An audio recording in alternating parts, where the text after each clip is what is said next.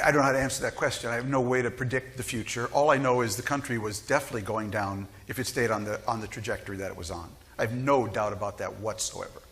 You know, my own view, what I wrote, the second line of the column was to predict, only a fool would predict his success.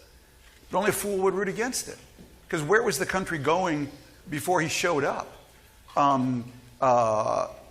mean, in a world that's getting faster and faster, where machines and robots are taking away average work in the West, what's going to happen to a country like Saudi Arabia? Somebody had to step up to this. And I do recoil at the, you know, the greatest sin. There are two great sins in journalism. One is to say anything sort of possibly positive or optimistic, you know, in one of these things. So when someone like me comes along and does that, I mean, holy hell comes down on you.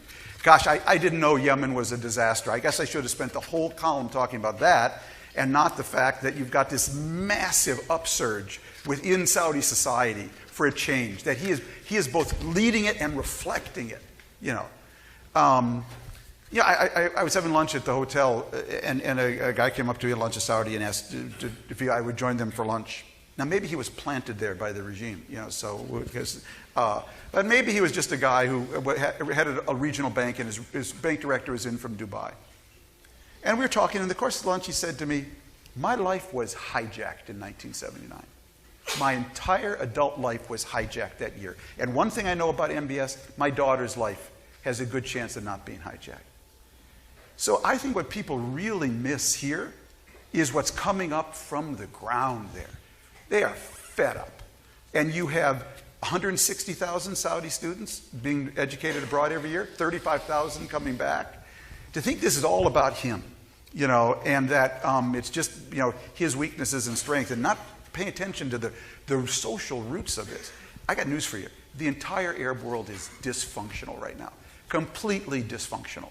And I think it has the potential to be a giant Yemen, a giant human disaster area.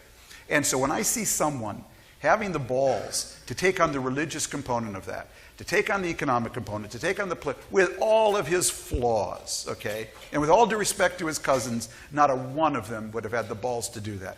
That I want to invest just a little. I just want to stick my head up and say, God, I hope you succeed. And when you do that, the holy hell comes down on you. Okay, well, fuck that. Okay, is my view. Okay, so.